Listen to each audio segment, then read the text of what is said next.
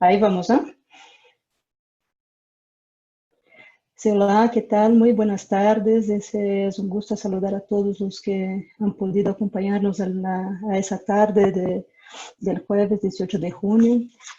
Mira, yo quisiera de saludarlos y saludar a nuestros ponentes, a Daniela, a Diego y a Bruno, que tan amablemente aceptaron la invitación que les fue extendida para participar de una discusión virtual al día de hoy sobre los efectos económicos del COVID en América Latina. La idea era un poco también de que cada uno, además de la noticia que nos trae preparada, pudiera comentar acerca pues, de su país, ¿no? De México, de Colombia, de Brasil, y así fuéramos de manera conjunta y colectiva armando un poquitín el cuadro de lo que nos espera, lo que queda de 2020, 2021 y los años que siguen, ¿no? Antes de presentarles formalmente cada uno de los ponentes, les digo que esta mesa redonda es parte de las actividades del proyecto PAPIT, Finanzas Transfiguradas e Implicaciones para el Desarrollo, Metamorfosis de los Actores Financieros en las Economías Emergentes, y de hecho, la primera mesa redonda que se supondría íbamos a tener físicamente allá en el instituto, tenía por título tentativo Nuevas tendencias en los flujos transfronterizos del capital bancario. Pero como cambia, como todo cambia, todo cambia, nosotros nos vemos obligados a cambiar, justamente mostrar cierta adaptabilidad y tratar de discutir la emergencia que nos toca vivir, ¿no? Entonces yo creo que la mesa hoy, a pesar de no ser eh, exactamente lo que había sido planeado en las actividades del proyecto, es una mesa rica con participantes del proyecto que nos pueden así como sentar las bases para empezar a discutir ese nuevo mundo que está por venir para América Latina. Entonces la pregunta de la mesa es justamente los efectos económicos del COVID en América Latina, si se posterga la discusión sobre el desarrollo, si la discusión sobre el desarrollo y las posibilidades de desarrollo ganan nueva relevancia ahora en ese contexto de crisis profunda, de cómo hacer la reactivación económica y cómo garantizar empleos, ingresos y desarrollo para nuestros países, de qué forma eso se reedita en ese contexto tan dramático que vamos viviendo, ¿no? Entonces, ese es un poco el sentido de la reflexión colectiva que se propone aquí, ¿no? Vamos a tener tres ponencias, cada ponente tendrá aproximadamente 20 minutos para exponer sus ideas principales. Al final, que los tres ponentes hayan expuesto sus reflexiones, vamos a tener una sesión de preguntas y respuestas a viva voz, pero eso no significa que no podemos utilizar ahí al lado de su pantalla el chat, ¿no? Entonces, si van vertiendo preguntas y comentarios en el chat, yo luego se las hago a nuestros panelistas, ¿no? Entonces, sin más, para no robarle más tiempo de la reflexión de los colegas, yo voy a dar la palabra a Bruno De Conti para que exponga, pero antes quisiera presentarle a Bruno. Bruno es licenciado em Ciências Econômicas e maestro em Teoria Econômica pela Universidade Estatal de Campinas, la Unicamp, em Brasil. Es doutor em Economia também por la Unicamp e por la Universidade de Paris 13. Ha sido becario visitante em Berlim, em la Autónoma de Madrid e em Moscú, e además estuvo a cargo de la Sérgio Buarque de Holanda en el Instituto de Estudios Latinoamericanos, la de la Freie Universität, de la Universidad Libre de Berlín, ¿no? Y del centro que, por cierto, completa 50 años ahora.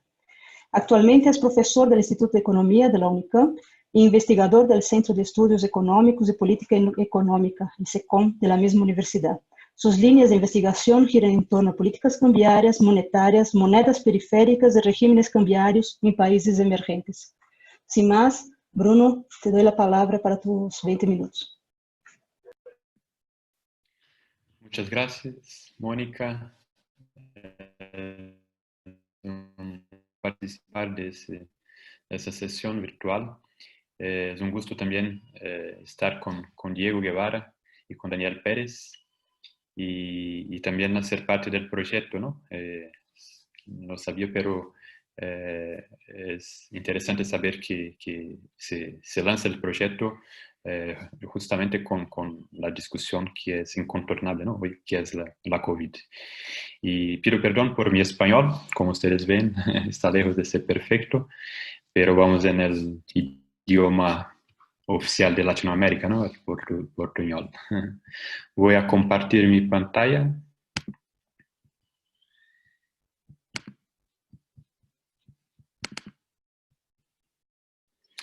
Y esto está en inglés, escrito en inglés, porque utilizo algunas cosas de otros seminarios que participé en las últimas semanas, así que se quedó más fácil, ¿no? Pero hay, claro, los temas eran distintos, así que hay, claro, adaptaciones para las discusiones que vamos a hacer hoy.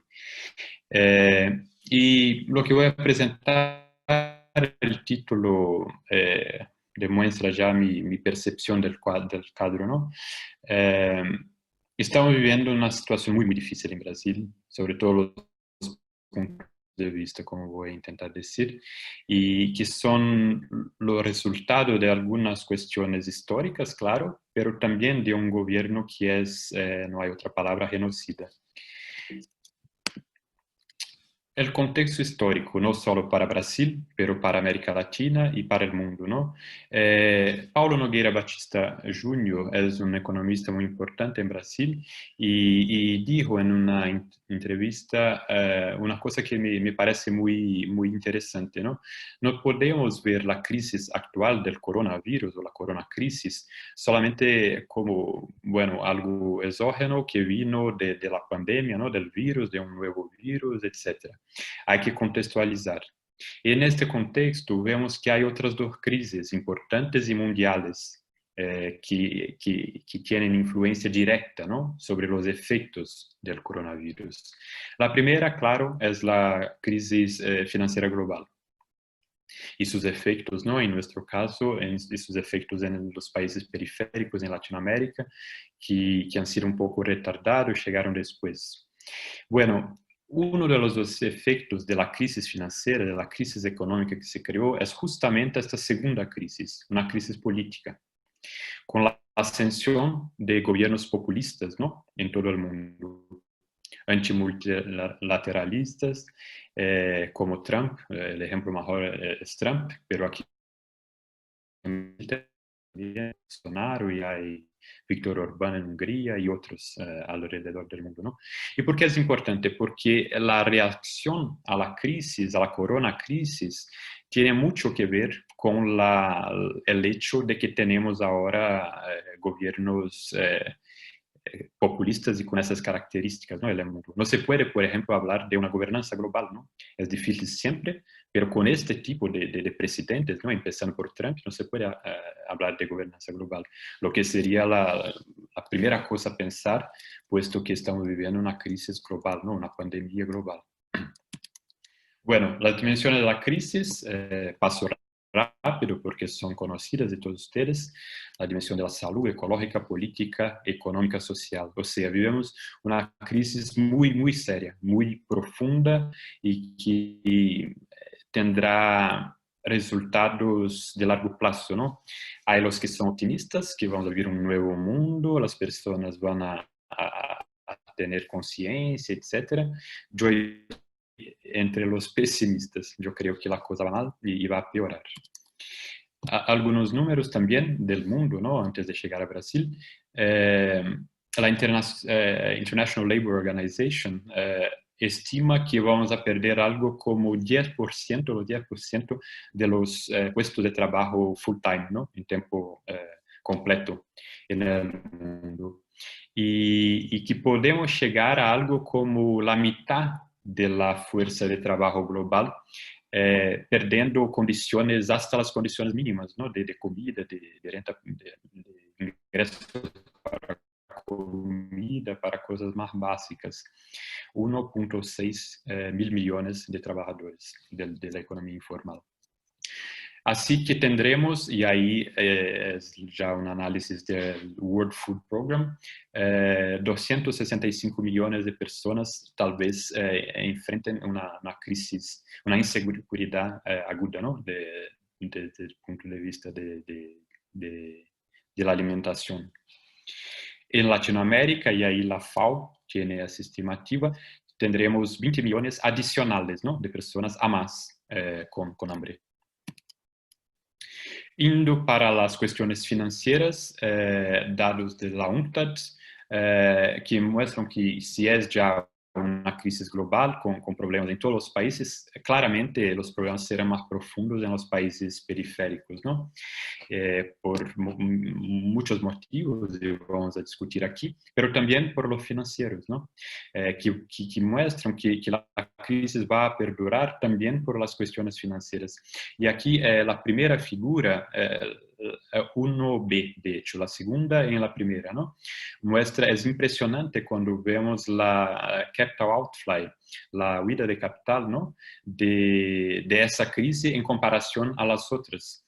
Esta línea que está abajo, muy abajo, ¿no? Es la crisis actual, desde el inicio de la crisis hasta ahora, ¿no? Y en comparación con otras crisis, incluso la de Lehman Brothers, es increíble cómo hubo esa huida de capital de los países periféricos, ¿no? O developing, como llama la UNCTAD.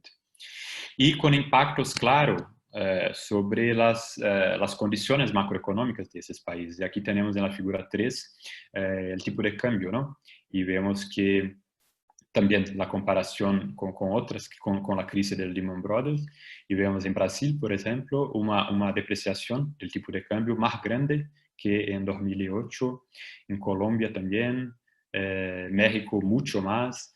Así que, bueno, la situación será difícil por varios canales, ¿no? Hay el canal del comercio, para más allá de los resultados directos, ¿no? De isolamiento y todo, lockdown, y cuestiones de salud y muertes, pero también por canales económicos indirectos, el comercio internacional, las finanzas internacionales y el presupuesto público de nuestros países. Son los tres canales que la UNCTAD muestra como importantes de ser analizados con consecuencias negativas sobre nuestros países. Y la crisis, como toda crisis, ¿no? La crisis siempre son reveladoras, ¿no? Y revelan, pues, mucha cosa en el mundo todo y sobre todo en los periféricos, ¿no? La fragilidad del sistema de salud, las desigualdades dentro de los países también, ¿no? Las condiciones del lockdown son totalmente diversas, dependiendo de la clase social. La vulnerabilidad de muchísima gente del mundo y, a mi juicio, una total incompatibilidad del sistema económico actual con la provisión de condiciones mínimas de sobrevivencia para la humanidad. Y ahí empiezo a hablar de Brasil. En Brasil también yo creo que tenemos que mirar la crisis actual a partir de esa perspectiva que percibe tres crisis, ¿no? Una crisis que empieza antes, económica, que empieza antes, como resolvimiento de la crisis global, pero no solamente, ¿no? Con cuestiones domésticas también. Pero ahí tenemos desde 2013 al menos, o 2014 por lo menos, podemos hablar, decir que Brasil está en una crisis económica. En 2014 el crecimiento fue algo como cero, 2015, 16, juntos tuvimos menos 7,5% de crecimiento, ¿no? Un decrecimiento de 7% del PIB. Entonces empezó antes y no había recuperación, a mi juicio, porque Guedes, el ministro de Economía de Bolsonaro, y Bolsonaro están todo el tiempo diciendo, bueno, ahora Brasil estaba decolando de nuevo, había como un despegue de la economía y estamos, y la crisis vino, el corona crisis vino para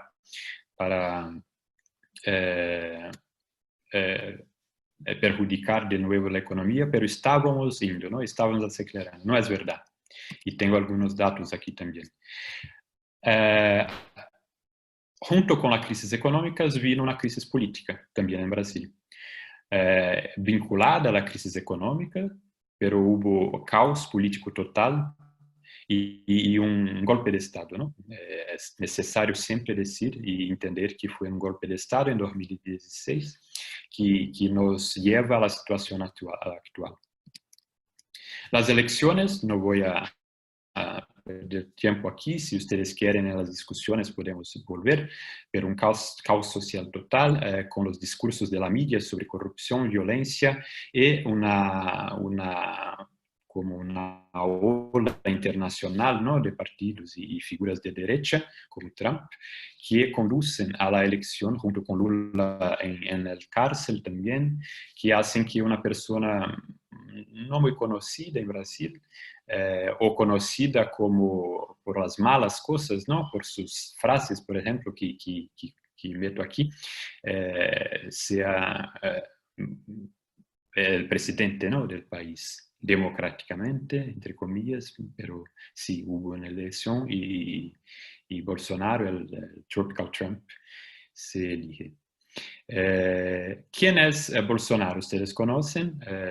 In favor of torture, in favor of civil war, y tenemos una lista, ¿no?, de frases que desautorizarían a un tipo como él a ser presidente.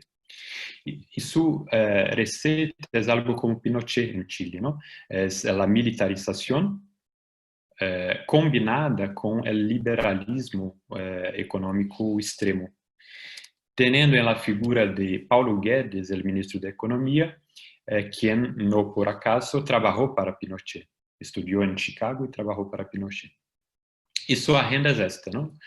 Liberalismo radical, total, privatizaciones de todo lo que es posible, reforma del sistema de jubilación, liberalización del mercado de trabajo, de los mercados financieros, autorización, por ejemplo, lo que quiere hacer para cuentas en dólares en Brasil, lo que no es posible todavía, pero él quiere hacer posible. Y claro, abrir espacio, ¿no?, para los servicios privados. Entonces, menos recursos para los servicios públicos, austeridad, ¿no? Esta es la agenda económica. Entonces, ustedes pueden ver que como una crisis como la corona crisis, una pandemia, ¿no?, un virus como el coronavirus viene en ese escenario ya de Brasil, con crisis económica, política y con mucho menos plata para los servicios públicos, ¿no? Y ahí, combinado con la cuestión de los recursos, hay una otra cosa interesante y triste. Bolsonaro prácticamente expulsó los médicos cubanos que teníamos en Brasil. Expulsó por sus discursos, ¿no? Al final, el gobierno cubano decidió traer de vuelta a Cuba a los médicos, pero después de discursos de odio, ¿no?, de Bolsonaro contra los cubanos, decía siempre que eran incapaces, no podrían ejercer su profesión, y el resultado es que en 2018, final del año, después que Bolsonaro, desde las elecciones, 5.000 médicos cubanos que estaban trabajando para el Servicio Público de Salud de Brasil volvieron a Cuba. O sea, si los médicos cubanos se fueron, ¿no?, a Italia, China, a otros países para trabajar, ¿no?, contra la pandemia, nosotros teníamos 7.500, yo creo, médicos cubanos y lo perdimos. 5.000 volvieron a Cuba, los otros 2.000 se quedaron en Brasil, pero no pueden más trabajar como médicos, no tienen autorización porque el programa se interrumpió, ¿no? Se llamaba Programa Mais Médicos. El PIB el año pasado ya hubo un crecimiento muy flojo, ¿no? 1%, 1, algo, y lo que prueba que no había recuperación, ¿no? Y ahí llega la pandemia. Y la reacción de Bolsonaro es la peor del mundo, ¿no? De negación, primeramente, que sería una gripe normal, que personas iban a morir, pero ¿qué podemos hacer? Son frases, ¿no?, dichas por Bolsonaro. Está todo el tiempo en un esfuerzo para que las personas desobedezcan a las políticas de distanciamiento social, vuelvan al trabajo. El lema es Brasil no puede parar. lo que quiere es que la economía no pare, ¿no? Pero si hay personas muriendo, que se vayan, que mueran, ¿no? Es su discurso clarísimo. El ministro tuvimos en los últimos 3 meses 3 ministros de salud. El primero fue dimitido solamente porque quería hacer la política de distanciamiento social, o sea, quería hacer la política correcta, ¿no? Y fue dimitido. El segundo no se quedó, que se quedó por menos de un mes, porque Bolsonaro empezó a querer utilizar la cloroquina, ¿no? En el servicio público, y él como médico y viendo, ¿no?, los resultados de las investigaciones sobre cloroquina no quiso. Y ahí tenemos ahora no más o menos que un general como ministro de salud, que no sabe nada de salud. Y la última cosa es que el Bolsonaro incentiva a sus militantes para ir en los hospitales para mostrar que no están totalmente completos. Y ya hubo casos de militantes que invaden los hospitales con cámaras, en teoría para que muestren que es una fake news, ¿no? Como si toda la pandemia fuera una fake news. Es una cosa de loco. Bueno, junto con Bolsonaro, mucha gente del gobierno o su hijo, que es diputado, como Trump, ¿no?, diciendo que la culpa de COVID-19 es de la China, que sería incluso algo proposital, ¿no?, que lo hacen porque quieren ganar poder geopolítico, con repercusiones, claro, de la embajada china en Brasil. El ex ministro de Educación, y me quedo alegre con el ex, porque hoy era el ministro de Educación hasta hoy, pero hoy no es más el ministro de Educación, pero también en su Twitter hizo bromas con los diciendo que era una cosa deliberada de los chinos para tener más poder geopolítico, haciendo bromas con el acento chino, o sea, una cosa de un adolescente, ¿no? Y el ministro de Educación haciendo eso. Y el ministro de Relaciones Internacionales, diciendo también que es el coronavirus, y que sería una estrategia para que la Organización Mundial de Salud, poco a poco, junto con China, ¿no?, o orientada por China, diseminase el comunismo en el mundo. O sea, este es el tipo de gobierno que está lidiando con el coronavirus en Brasil. Las medidas económicas. Evidentemente que un lockdown crea problemas económicos. En todo el mundo vemos eso, ¿no? Pero no necesariamente haber como un trade-off entre las personas de la COVID o la salvar del hambre, ¿no? El gobierno tiene la obligación de hacer la defensa, de garantizar las condiciones mínimas de sobrevivencia, ¿no? Y el gobierno brasileño intenta todo el tiempo decir que hay que elegir y la economía más importante. Así que no tienes medidas económicas muy fuertes, ¿no?, para combatir la crisis económica. La primera reacción de Paulo Guedes fue, bueno, hay que hacer más reformas liberales, hay que hacerlas, hay que profundizarlas, ¿no? Después, con mucha presión, claro, empezaron algunas políticas anticíclicas, con ingreso emergencial para los trabajadores informales por 3 meses, ¿no? Algo como R$600, algo como $120. Ahora están terminando los 3 meses y tal vez se ha renovado, pero tal vez por la mitad del valor, $60, no se sabe todavía. Hubo también una autorización para las compañías, empresas, de suspensión temporaria del contrato de trabajo de los trabajadores por 2 meses o reducción de sus salarios, con una compensación del gobierno, pero que en la mayoría de los casos no compensa completamente, o sea, significa al final una reducción del ingreso de los trabajadores. Y hay algunas otras medidas, podemos discutir después, pero al final completamente insuficientes, a mi juicio, para combatir la crisis en su profundidad. Además, lo que hace Guedes es decir que, bueno, el año que viene vamos a hacer austeridad, el doble de austeridad, el triple de austeridad. Lo que quiere es decir a los mercados que ahora es necesario hacer las políticas, pero vamos a hacer austeridad. Y es clarísimo que la crisis, estaremos en crisis todavía el año que viene. O sea, austeridad el año que viene será algo malísimo para la economía, seguramente. Pero su objetivo es como acalmar, ¿no?, los mercados en cuanto hay personas muriendo, ¿no?, de hambre. Los resultados en términos de salud somos ya el epicentro, ¿no?, el segundo país del mundo de datos oficiales, casi 1 millón, pero no hacemos test. Hacemos menos test que Cuba, menos test que Paraguay, solo para hacer comparaciones en Latinoamérica. O sea, el número verdadero sería, según los especialistas, 10 veces mayor, 7 por lo menos. O sea, estamos ya con 7 millones de casos, probablemente más casos que los Estados Unidos, y casi 50.000 muertes. Y claro, las desigualdades se muestran también en las muertes, ¿no? Aquí es solo para la ciudad de San Pablo, pero seguramente es la misma cosa en todo el país. Vean que se concentran las muertes en la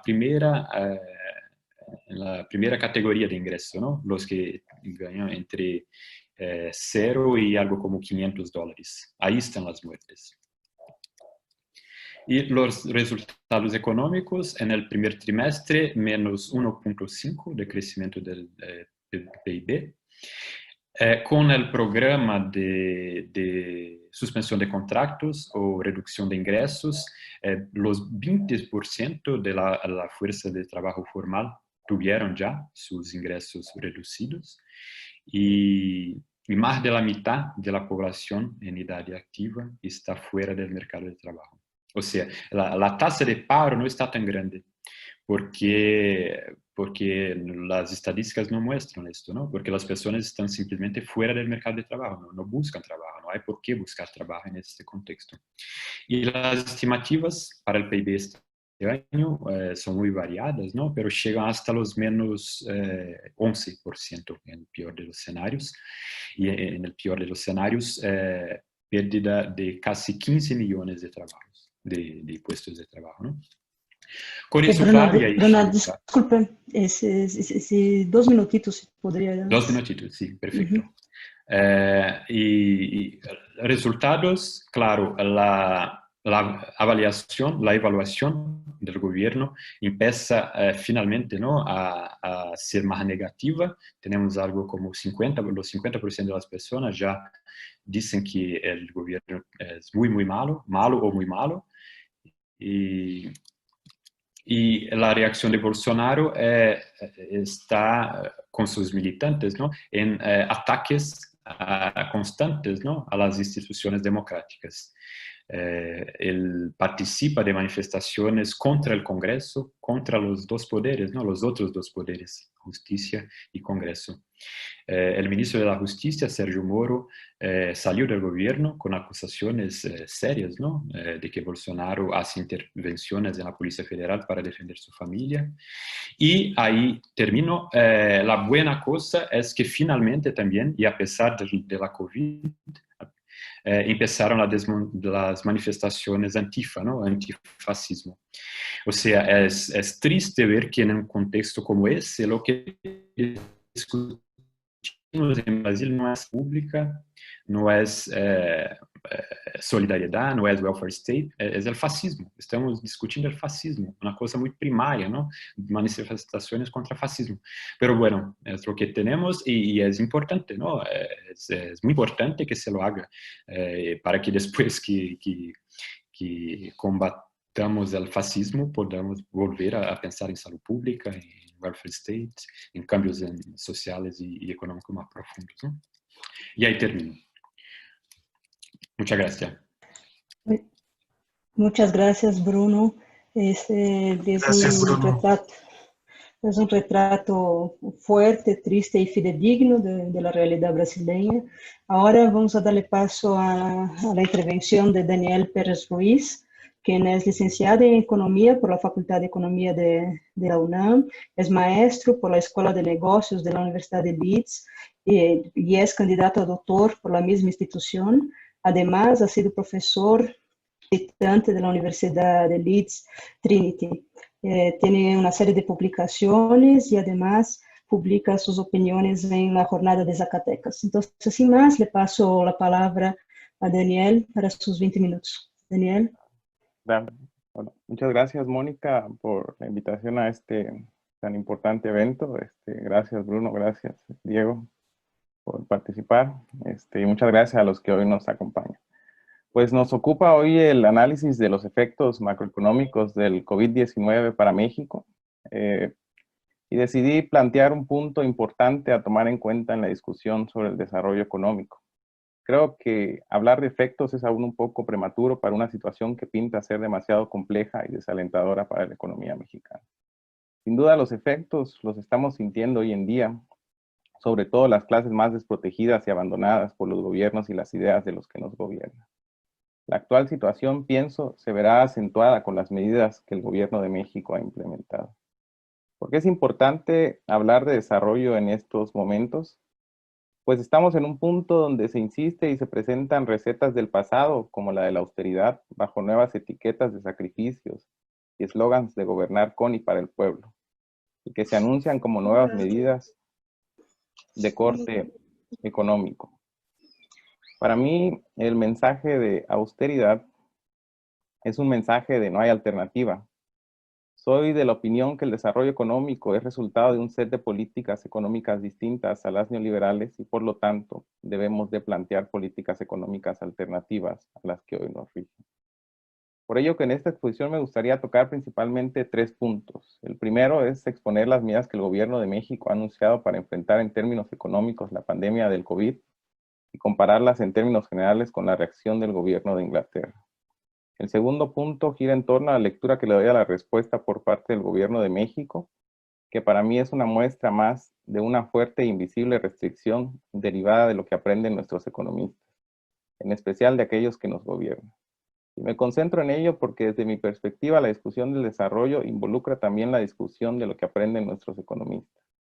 En tercer punto, gira en torno a una pequeña luz de esperanza en el ámbito de la formulación de políticas que pareciera traer a la arena nacional la discusión sobre el desarrollo. Pues comenzamos el actual sexenio con una promesa de crecimiento económico del 6% promedio anual.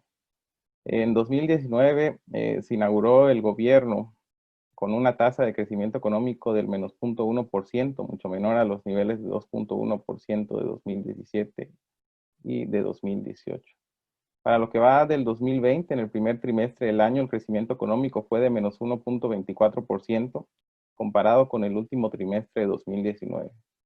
El paciente llamado México ya estaba entrando en paro. Llegada a la gran reclusión en abril, el informe de previsiones económicas del Fondo Monetario Internacional proyectaba una caída del 6.6% de la variación porcentual anual del Producto Interno Bruto. Se tiene previsto el próximo 24 de junio la actualización de dicho informe revise a la baja sus pronósticos. El gobierno mexicano reaccionó de una forma convencional con el plan de reactivación económica, que no fue más que hacer énfasis en lo que ya se había anunciado al principio del gobierno, un mensaje de mayor austeridad y de afianzar sus programas sociales. Las medidas del gobierno federal para reactivar la economía incluyen, primero, la creación en 9 meses de 2 millones de nuevos empleos directos e indirectos a través de sus programas. Por citar algunos, el de Jóvenes Construyendo el Futuro, el programa de mejoramiento urbano, Sembrando Vida, el Tren Maya, fondos extras para créditos Infonavit y Foviste, que se busca a través de estos dos últimos que generen empleos indirectos. Dentro de este punto destaca la inversión de 25,000 millones de pesos adicionales para la introducción de agua potable, pavimento y construcción, ampliación para 200,000 campesinos del programa de Sembrando Vida, con el propósito de que estos tengan trabajo inmediato, apoyos directos a 190,000 pescadores. Un segundo punto, no crear ni incrementar impuestos, además de devolver el IVA a los contribuyentes con prontitud. El tercero, reducir la carga fiscal a Pemex y de esa forma este cuente con recursos extra. Cuarto, la construcción de plantas termoeléctricas por parte de la Comisión Federal de Electricidad. Quinto, la reducción de gastos de publicidad de operación del gobierno federal. Sexto, la reducción de sueldos y aguinaldos de funcionarios públicos. Séptimo, la continuación de la construcción del aeropuerto de Santa Lucía, la refinería de Dos Bocas, así como la rehabilitación de 6 refinerías. Nótese que tanto para la Comisión Federal y para Petróleos Mexicanos, la inversión se busca sea a través de sus propios recursos. Tales propuestas fueron acompañadas con un amplio rechazo a la aplicación de una política contracíclica que para el Ejecutivo solo aumenta la desigualdad, ya que en su cosmovisión se asocia a las políticas neoliberales. Este plan contrasta con el adoptado por un gobierno conservador como el de Boris Johnson, que busca poner fin a una era de austeridad. En Inglaterra, por ejemplo, el mismo ministro de Economía ha señalado que tienen la libertad y los recursos para decidir su propio futuro. Además, que presentan estas medidas en un momento de desafío y que son presupuestos que aportan seguridad y a su vez sientan las bases para la prosperidad del mañana. El gobierno inglés ha buscado incluso revisar las reglas de contención fiscal y endeudarse más si así lo exige la circunstancia. Entre las medidas principales destacan la suspensión del impuesto sobre bienes inmuebles no comerciales que actualmente pagan miles de negocios, sobre todo relacionados al ocio y al entretenimiento, un sistema de préstamos de 1.200 millones de libras avalado por el Ejecutivo para las pequeñas y medianas empresas, con los que podrán cubrir hasta el 80% de sus pérdidas, no escatimar recursos para el Servicio Nacional de Salud y quizá el más importante fue el asumir los costes salariales de todos los trabajadores. Sin duda son momentos excepcionales que demandan medidas excepcionales. La economía global y la de México entraron en un coma inducido del cual va a ser difícil despertar con la gestión de la crisis actual, en especial para el caso mexicano. Me refiero a las medidas de austeridad que me hacen pensar que envían un mensaje de no hay alternativa. Esto nos lleva a un segundo punto que me gustaría abordar, pues pienso que estas nuevas, entre comillas, medidas de corte económico son una muestra más de una fuerte e invisible restricción que deriva de lo que aprenden nuestros economistas, en especial de lo que aprenden aquellos que nos gobiernan. Esto ayuda a la aceptación de una idea como la de la austeridad. Esta idea es bastante aceptada hoy en día, tanto en la sociedad, la academia, como en la formulación de políticas, principalmente por dos razones. Primero, la facilidad de asimilar la idea de la administración del gobierno con la administración de una casa. No es fortuito que recientemente se haya señalado por el presidente de la República que el trabajo del economista se reducía a estirar el presupuesto. Somos rehenes muchas veces de estas ideas fácilmente de digerir. Pero también hace a uno preguntarse cómo se han introducido estas ideas en el ámbito de la política económica. Pues a través de los economistas. La segunda razón es entonces lo que aprenden nuestros economistas y que se relaciona principalmente a dos distinciones perdidas. Una entre el método y la teoría y la otra entre la teoría y los modelos. Entonces, ¿por qué no en lugar de cuestionar las políticas económicas, mejor cuestionamos qué es lo que aprenden nuestros economistas? Para Anwar Shaikh, por ejemplo, el desarrollo de las economías no depende de las ideas que normalmente sugieren los libros de texto convencionales como un empresario emprendedor, los bajos salarios, sino de lo que aprenden sus economistas. Lo que aprenden nuestros economistas determina la postura que estos puedan tomar en torno a si existen o no alternativas de solución. En la última década hemos sido víctimas de ideologías que se enseñan en muchas universidades y las economías pagan los precios, ya que las primeras han guiado las decisiones de política económica en la mayoría de estas. Una de mis hipótesis es que muchas de estas complicaciones provienen de la relación método-teoría en el análisis económico y de lo poco o mucho que puede aprender un economista de esta. El método tiene que ver con el objeto de análisis, la elección de los aspectos a tratar y la forma en que estos deben abordarse. Entre estos concierne la noción del tiempo en economía que muchos o pocos conocen.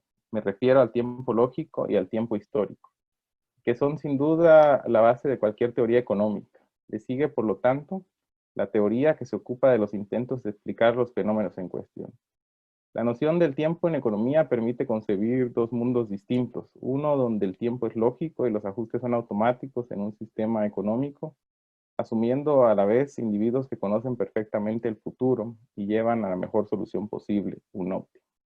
El futuro se conoce a la perfección y por lo tanto las decisiones hechas en el presente se confirman en el futuro, lo que implica que las expectativas se cumplen y los planes se logran.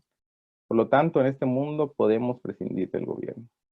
No obstante, existe otro mundo que es el del tiempo histórico, en el cual el futuro es incierto y los individuos se comportan de acuerdo con su experiencia en el pasado.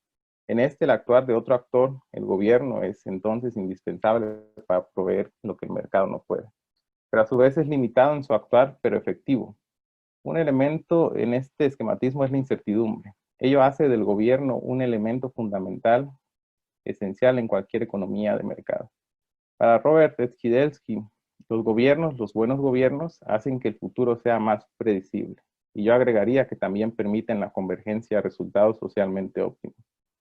El método y la teoría son un binomio importante en la construcción de conocimiento en la ciencia económica. El método te permite teorizar y como consecuencia la formulación de política económica. Permite entonces llegar a conclusiones peligrosas y otras parcialmente realistas. Sin duda, dichas formulaciones dependen fuertemente de los individuos que se asumen y del orden de los eventos que pueden ser realistas o no. Y por ello, permiten llegar a conclusiones parcialmente acertadas o completamente equivocadas. Partir de supuestos equivocados en un modelo lleva a conclusiones equivocadas. Esto también se ha trasladado al plano de la política económica, en donde la aplicación de modelos alejados a la realidad ha llevado a resultados desastrosos y niveles crecientes de desigualdad. La teoría que aprenden nuestros economistas, sin lugar a duda, respalda las decisiones de política económica que los tomadores o hacedores de política practican. Existe además otra decisión perdida entre la teoría y los modelos que tenemos que tener presente. De acuerdo a Dymski, el objetivo de la teoría no es reducir los conceptos centrales a fórmulas o variables, sino identificar las variables y las relaciones centrales en los sistemas económicos. La manera en la que éstas interactúan depende de la evolución y contextos específicos. La teoría es, por lo tanto, la base conceptual de un área de estudio y los modelos una descripción simplificada o idealizada de un sistema económico, a menudo en términos matemáticos, que se presenta como base para una comprensión teórica. En este sentido, gran parte de los economistas que nos gobiernan tienden a estar formados bajo la idea que una teoría es un modelo económico. Para ellos, un modelo formal abstrae de la realidad mediante el uso excesivo de la matemática bajo la idea de que esta última hace de la ciencia económica una más científica. La matemática permite entonces demostrar un cuerpo de verdades que muchas veces se interpretan como leyes económicas como si se tratasen de una ciencia dura. Dichos modelos generalmente están ligados a la creencia de que estas leyes son aplicables en cualquier tiempo y espacio. Invoco el entendimiento del método, la teoría y los modelos en economía, puesto que mucho de ello se liga nuevamente a lo que aprende y a lo que ejerce el economista hacedor de política.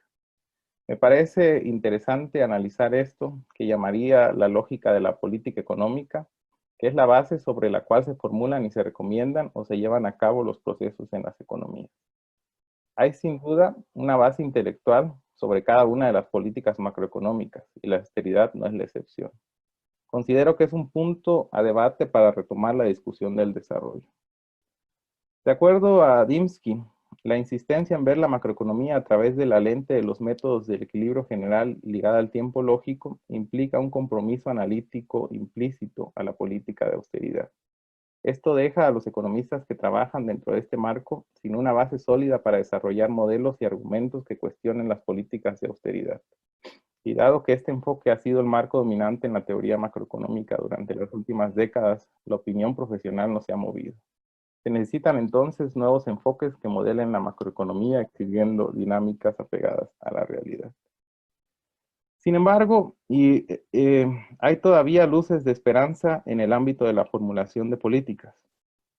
La propuesta de buscar un sistema alternativo a la medición del Producto Interno Bruto me parece un buen comienzo para traer a la arena nacional la discusión sobre el desarrollo económico. La atención más bien se debería de centrar en políticas económicas que permitan la redistribución de la riqueza, un crecimiento económico inclusivo y no en cómo medirlo. ¿Para qué medimos si no hay un desarrollo tangible? Sin duda, crisis económicas como la que vivimos hoy en día acentuarán los niveles de pobreza y desigualdad en el país. Un claro ejemplo son las estimaciones que presenta el documento del Consejo Nacional de Evaluación de la Política de Desarrollo Social titulado la política social en el contexto de la pandemia del virus SARS-CoV-2. Este documento estima los efectos potenciales de la actual coyuntura que podría generar sobre los niveles de pobreza por ingreso de la población. Los resultados demuestran que, primero, en ambos escenarios simulados, el total de las personas en situación de pobreza por ingresos se incrementa entre 7.2 y 7.9 puntos porcentuales, es decir, entre 8.9 y 9.8 millones de personas.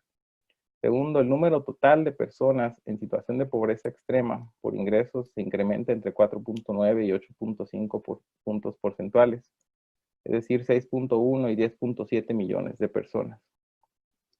Tercero, el reporte señala que sin políticas públicas que atiendan a la población con ingreso medio, la cantidad de personas en situación de pobreza por ingreso puede aumentar. Y cuarto, la crisis puede cambiar las condiciones de ingreso de la población. Además, el documento señala que ante estos escenarios es necesario diseñar una estrategia para afrontar los efectos de esta emergencia detonará para los grupos más vulnerables en las dimensiones de bienestar económico y ejercicio de derechos sociales. También el documento señala que al mismo tiempo esta situación obliga a una reflexión seria para impulsar medidas de mediano y largo plazo que son imprescindibles para construir un sistema de protección social con enfoque de derechos que sea resiliente a los eventos críticos. La gestión de la crisis en México está lejos de esto. Sin duda alguna, es momento de retomar la discusión del desarrollo hoy en día con fuerza. Es tiempo de tomar un camino diferente. Es momento de dejar atrás a las ideologías confundidas con ciencia. Es momento de una verdadera transformación en el ámbito de la política económica para lograr una genuina transformación nacional. Muchas gracias. Muchas gracias, Daniel, y muchas gracias por respetuoso ahí del tiempo. Yo creo que lo que traes también a colación de manera más explícita es cómo a partir de la reflexión crítica de qué políticas económicas están siendo adoptadas en el marco de la crisis, esa reflexión crítica también de lo que la teoría económica, cómo se da esa traducción de teoría económica a política económica. Entonces, ese yo creo que es un tema importante que tenemos que explorar con mayor profundidad más adelante. Ahora vamos a dar paso a la intervención de Diego Guevara, quien es nuestro último ponente, y después de la presentación, después de los 20 minutos de Diego, vamos a dar das respuestas, ¿no? Una vez más, les invito que usen el chat para dejar sus preguntas y comentarios y luego las vamos a leer a los panelistas, ¿no? Diego Guevara es titulado por la Universidad, Ingeniería Mecatrónica por la Universidad Nacional de Colombia, de Bogotá. Es maestro en Ciencias Económicas y doctor en Ciencias Económicas por la misma universidad. Participó de una serie de eventos y summer schools de economía heterodoxa, de las cuales se destaca la Summer School del Minsky, del Levy Economics Institute, de Minsky Summer School, la de San Martín y la de Grenoble. Actualmente es profesor de tiempo completo de la Facultad de Ciencias Económicas de la Universidad Nacional de Colombia. Sus líneas de investigación giran en torno a macroeconomía post-keynesiana, economía de la educación, financiarización y entre otros temas. Entonces ya sin más le paso la palabra a Diego. Diego. Espera, Diego, abre el micrófono.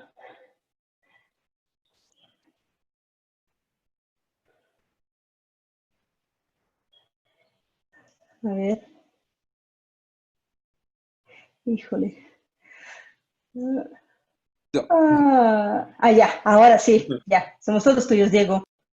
Listo, discúlpame. Bueno, entonces, muchísimas gracias por la invitación, Mónica, sobre este buen seminario sobre los efectos de COVID o de la COVID-19. Nos posterga esa discusión del desarrollo. Yo creo que Bruno ya nos tocó algunos temas que creo que vale la pena como ver. Quisiera tocar algunos puntos como que tengo aquí en la pantalla, que me parece, digamos, como muy importante. Voy a pasar a algunos, trataré de ser muy rápido, en otros me detendré y podré hablarles un poco más de mi país, que es Colombia. Creo que hay unos puntos que no vale la pena insistir. Bruno ya los dijo algunos con algunos datos, tal vez insistir en otros, pero sin duda es el mayor choque económico del siglo para América Latina, no tenemos duda. Y adicionalmente eso nos ha llevado como a unas dinámicas de muy fuerte devaluación asociadas a choques de materias primas y mayor endeudamiento. O sea, yo con este escenario quiero enfatizar en algunos puntos, digamos, claves, y es saber que nuestras economías latinoamericanas tienen una gran restricción externa, ¿no? Y en gran parte muchas de ellas somos fuertemente dependientes de exportación de materias primas o commodities, tal vez con la excepción de México, donde las manufacturas pesan un poco más, pero a nivel de maquila. Creo que es un punto, digamos, importante. Solo para un poco poner en contexto en Colombia qué ha pasado, digamos, nosotros veíamos como después del choque petrolero que hasta 2014 nos llevó a unos altos niveles de crecimiento, pues básicamente después de ese choque tuvimos unos crecimientos inferiores, alrededor del 1% para el primer trimestre del 2017.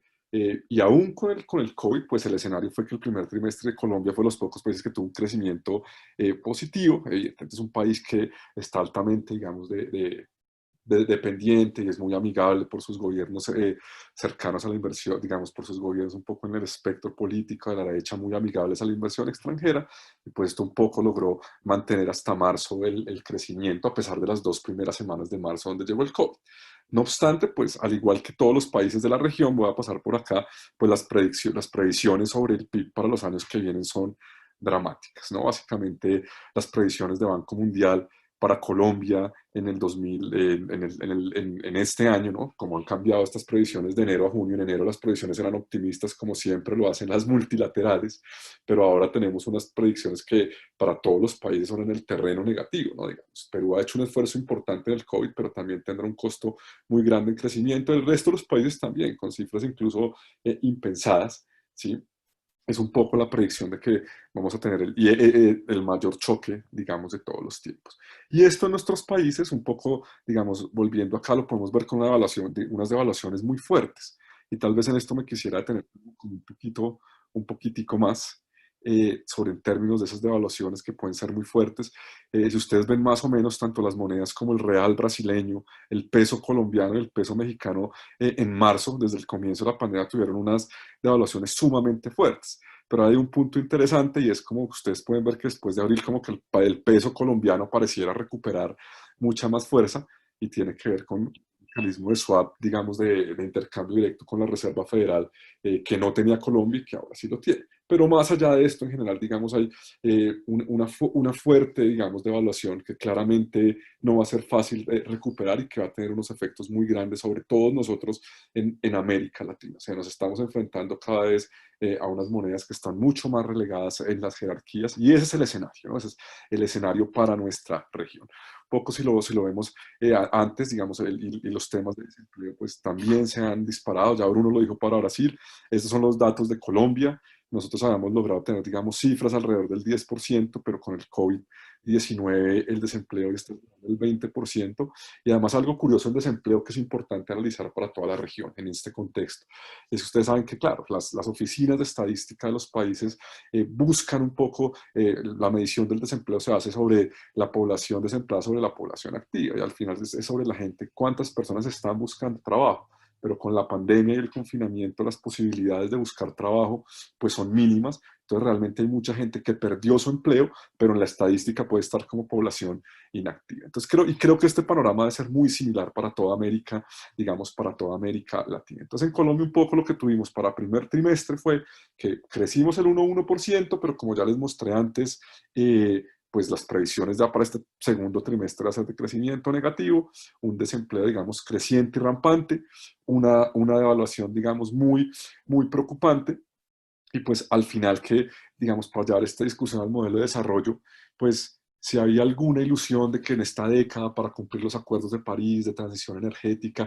íbamos a tratar de desligarnos de las materias primas, pues seguramente esta crisis nos va a seguir amarrando nuevamente a la extensión de materias, a la dependencia muy fuerte, digamos, de materias primas, en el paso de países como Argentina, un poco más de la soja, en otros como Bolivia, los minerales, el caso de Colombia, el petróleo, y pues al final, digamos, esta recuperación del peso colombiano en su tasa de cambio tiene que ver con esta recuperación del precio del petróleo. Al final, un país como Colombia, su tasa de cambio depende mucho del precio del petróleo, en este caso del barril, pues que hacia el mes de abril tocó fondo, llegando a los $10, nuevamente se ha recuperado. Entonces, esto es como un panorama que nos lleva a ver, y bueno, y si uno lo ve para los diferentes países, pues al final, nuestros países, el caso Argentina, depende mucho de la exportación, digamos, de agricultura, como lo pueden ver en la parte superior derecha de sus pantallas. El caso de Colombia, el sector minero, que es petróleo y oro, también es sumamente fuerte. México es un poco diferente por las manufacturas, pero al final en el comercio exterior, pues no tenemos unos grandes niveles de valor agregado. Evidentemente México es un poco más avanzado que el resto de la región, pero para la discusión entonces del desarrollo nos lleva a eso, seguir dependiendo para la gran parte de América Latina de materias primas y seguramente la estructura México un poco más en maquila. Y creo que esto no va a cambiar después o sea, esas composiciones de las exportaciones, de lo que vendemos al resto del mundo, pues al final vamos a seguir como un poco en esa dinámica. Entonces, ese creo que es digamos, como el panorama. ¿Y qué va a generar, digamos, estos panoramas como a nivel de deuda externa, que ya con los choques de materias primas hay un crecimiento de deuda externa, pues va a crecer mucho más? Países como Colombia que traían endeudamiento sobre el PIB de alrededor del 50%, pues hoy ya se habla de endeudamiento sobre PIB alrededor del 60%, y creo que eso es un poco la dinámica en la que van a estar, digamos, nuestros países. Mayores niveles de endeudamiento, por ahora una mayor dependencia nuevamente de materias primas, y yo por eso acá planteo como algunos escenarios, ¿no? Como ya, bueno, no, ahora los planteo, digamos, al final. Simplemente aquí hay algunos índices financieros, no me quiero, digamos, ya centrar mucho en eso con este panorama que he hecho, pero evidentemente los títulos de deuda de nuestros países se han hecho muchos más riesgosos en términos de diferenciales, las bolsas se han recuperado recientemente, pero no van a volver a los niveles que traían antes esos mercados, y una devaluación grande que ya les había mostrado. Esto entonces es como un poco el panorama. ¿Qué han hecho los gobiernos? ¿Qué han hecho Colombia? ¿Qué ha hecho el resto de la región ante este choque, digamos, brutal? Muchos han caído en la tentación de hablar que estamos ahora volviéndonos keynesianos, pero al final es ser como los keynesianos temporales o los del corto plazo. Lo decían algunos economistas muy neoclásicos que realmente lo duro de ahora ser keynesiano es que toca ser como un anestesiólogo, que el que tiene que aplicar las políticas keynesianas no puede ser keynesiano porque eso en el largo plazo está mal, que es la visión tradicional de la economía, de la corriente principal, que las nociones de gasto público y de reactivar la economía vía la demanda se dan en el corto plazo, pero en el largo no.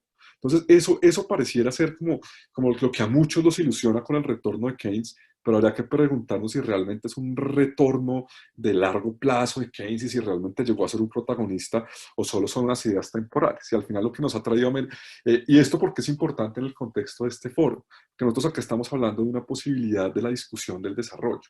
Y la discusión del desarrollo sí pasa por unas medidas de gasto público, pero no solo cuando hay emergencia, sino en el largo plazo. Y eso es un debate muy importante que ha traído esta pandemia, porque claro, todos somos keynesianos en la crisis, de los economistas más tradicionales hablan del rol del gasto público. De hecho, muchos gobiernos en términos del PIB han aumentado significativamente para poder hacer un poco más de gasto social.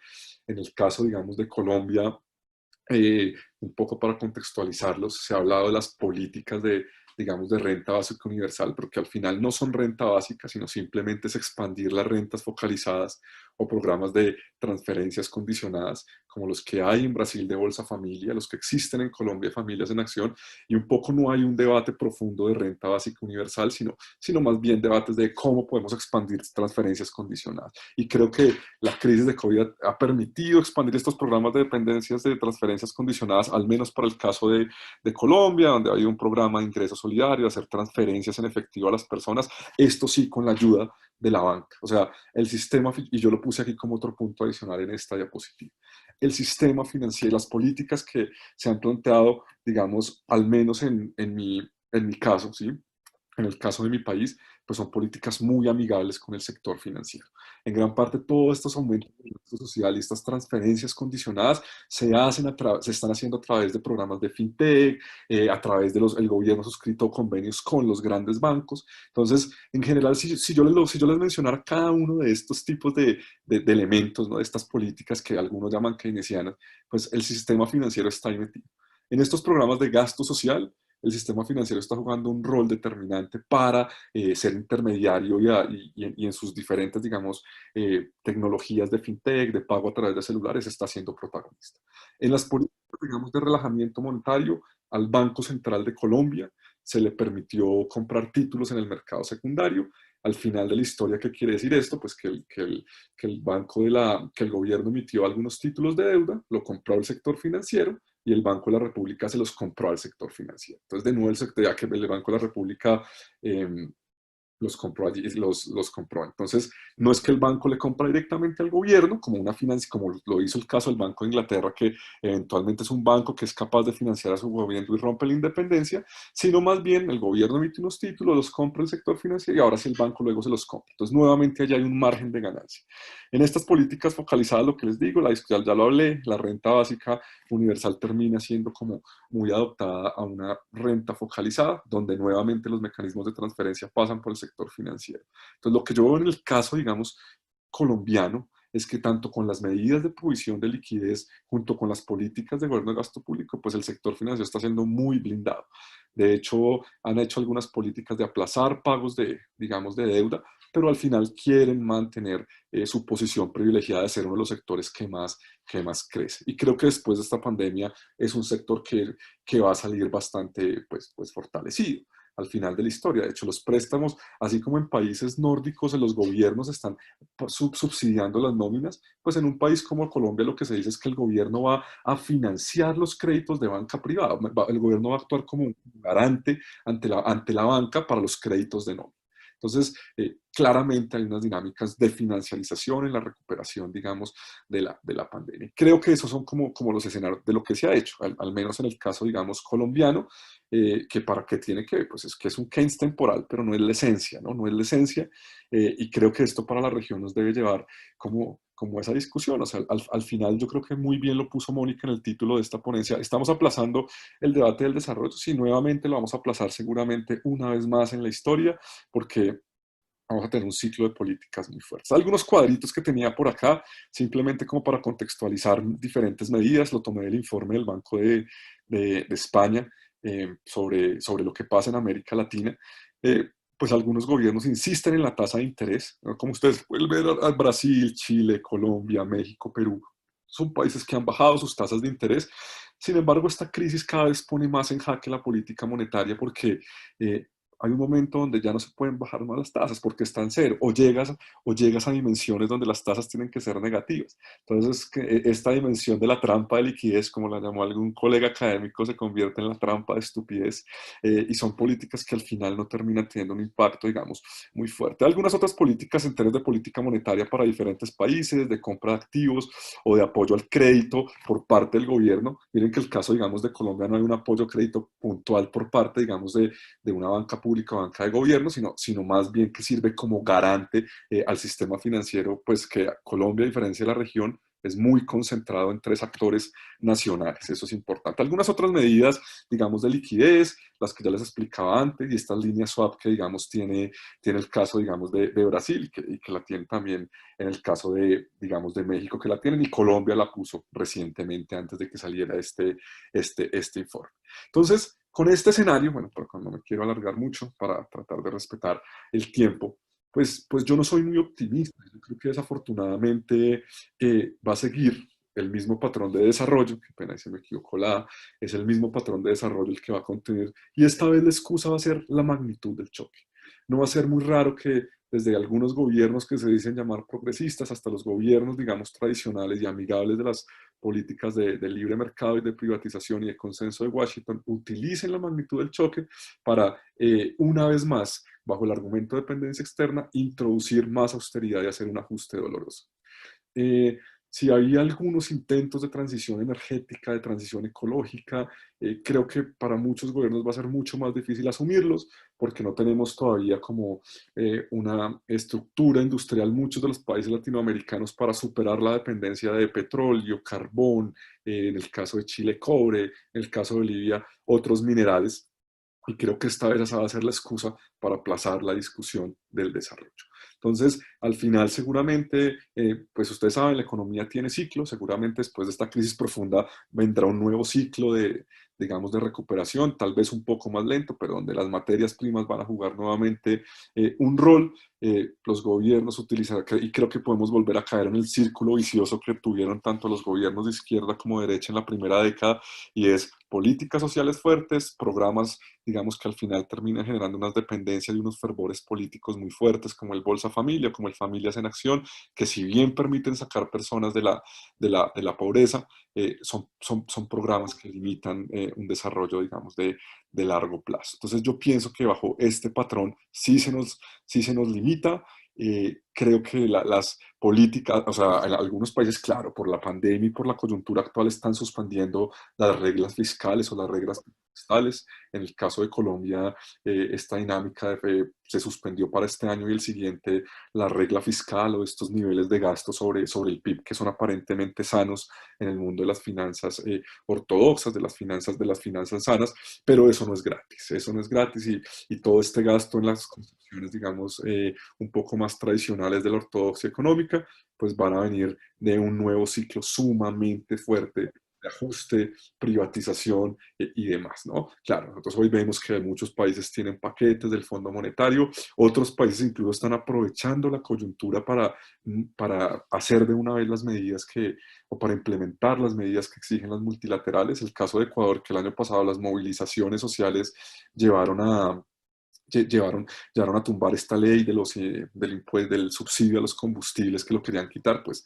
ahora con el COVID está la excusa para implementar esas políticas, al igual que políticas de reformas pensionales, al igual que políticas de reformas laborales, que al final terminan siendo muy funcionales para los inversionistas, para la rentabilidad del corto plazo, pero no para un modelo, digamos, de desarrollo. Y definitivamente la excusa un poco de las élites dominantes en América Latina va a tener muchísimo que ver con la magnitud del choque y los sacrificios que tenemos que hacer, los nuevos altos niveles de endeudamiento y seguramente repetiremos una década muy fuerte de austeridad. O sea, el caso de Grecia es el ejemplo de 10 años o una década perdida de lo que de lo que generan las políticas de austeridad, o sea, todo un drama social después de una crisis, y al final, pues estos gastos y estas dinámicas en la concepción tradicional de las finanzas, pues seguirán muy amarrados por la dependencia de la deuda y un poco esa coacción que genera el endeudamiento externo en los países, de nuestros países después de esta pandemia. Había habido un choque muy fuerte de entrada de capitales, pero al final, en el caso, por ejemplo, de Colombia, cuando se empieza a percibir nuevamente que los gobiernos empiezan a lanzar estas señales de austeridad, pues algunos capitales han llegado, que pues eso es muy temporal, la volatilidad es muy grande. Entonces creo que son como los elementos un poco pues de este contexto, para no alargue más, para que podamos hablar, pero sin duda creo que muchos de los elementos que de pronto para esta década pues se podría pensar en pasos hacia el desarrollo, al menos en términos de transiciones ecológicas, de los compromisos que se han firmado, los acuerdos de París, al menos muchos digamos, de procesos preliminares que venían de algunas rupturas con materias primas, creo que va a ser la excusa para retomarlos, pero pues es una opinión y creo que lo podemos debatir ahora. Entonces eso sería como lo que les quería presentar. Muchísimas gracias. Muchísimas gracias, Diego. Mira, tenemos una serie de preguntas en el chat de aquí, de nuestra sala de reunión en el Zoom, pero también muchísimas preguntas de todos que nos acompañan ahí en la live de la página de Facebook del Instituto. Entonces, no quisiera dejar de agradecer y mencionar las preguntas de Daniela Pureco, de Alejandra Pavón, de Héctor Gamino y de toda la gente que está participando, de José Antonio Molina. Yo voy a leer algunas de las preguntas de forma literal, pero otras yo he agrupado aquí en bloques de preguntas para facilitar un poco la organización de la discusión, ¿no? Entonces, separando el primer bloque de intervenciones del chat, tanto del Facebook como de aquí de la sala de Zoom, hay preguntas muy específicas para el caso mexicano, ¿no?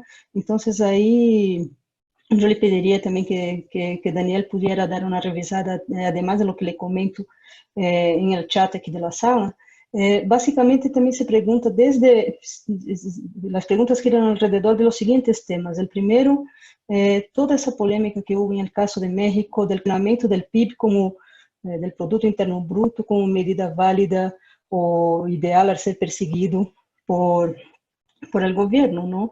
Entonces, ¿qué te parece esa idea de cuestionar el PIB, ¿no? Como métrica ahí, ¿no? El segundo, para Daniel también, el caso de México, es si el neoliberalismo se acabó con la 4T o no. La tercera es, ¿qué le parece a Daniel? La decisión de la cuarta transformación de no incurrir en aumento de deuda y no buscar los organismos multilaterales para el financiamiento emergencial actualmente.